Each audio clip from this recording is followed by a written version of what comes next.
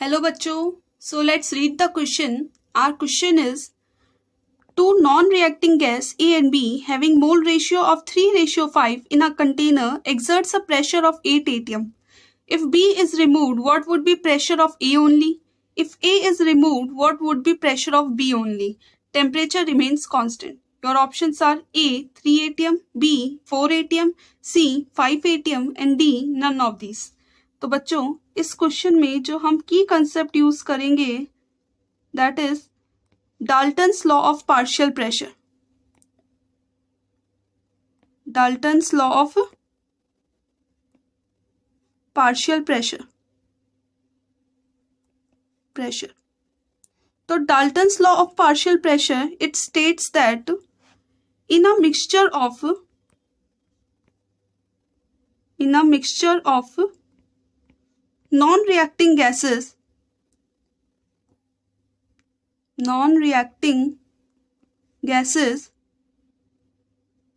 partial pressure of a gas is equals to P total of mixture into mole fraction of that gas. Mole fraction of that gas.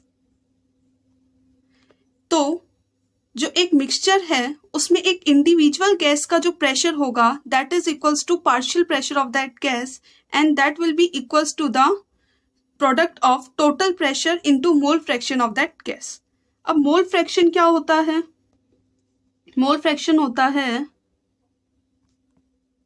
तो mole fraction किसी एक species का या किसी एक substance का इसको रिप्रेजेंट करते हैं x से. That is equals to number of moles of given substance, number of moles of given substance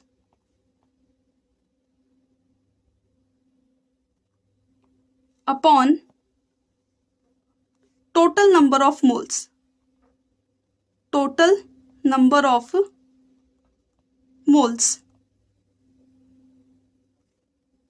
okay तो अब आपको क्वेश्चन में टोटल प्रेशर गिवन है दैट इज 8 atm और मोल का रेशियो गिवन है, मोल रेशियो गिवन और ये कितना है 3:5. तो यहां से आप मोल फ्रैक्शन ऑफ ए ये निकाल लोगे that is number of moles of A upon number of moles of A plus number of moles of B. तो ये आ जाएगा 3/3 + 5. तो number mole fraction of A आ जाएगा आपका 3/8. ऐसे ही मोल फ्रैक्शन ऑफ बी निकालेंगे हम. मोल फ्रैक्शन ऑफ बी आ जाएगा number of moles of B upon number of moles of A plus number of moles of B. तो ये आ जाएगा 5/3 + 5. तो ये आ जाएगा 5/8. तो मोल फ्रैक्शन ऑफ ए आ गया, मोल फ्रैक्शन ऑफ बी आ गया. अब आपको क्वेश्चन में पूछा है कि अगर बी रिमूव कर दिया तो प्रेशर क्या रहेगा मिक्सचर का. तो जो प्रेशर रहेगा अब वो नेट प्रेशर रहेगा सिर्फ प्रेशर ए की वजह से, that is the partial pressure of A. तो पार्शियल प्रेशर ऑफ ए आ जाएगा pressure total into mole fraction of A.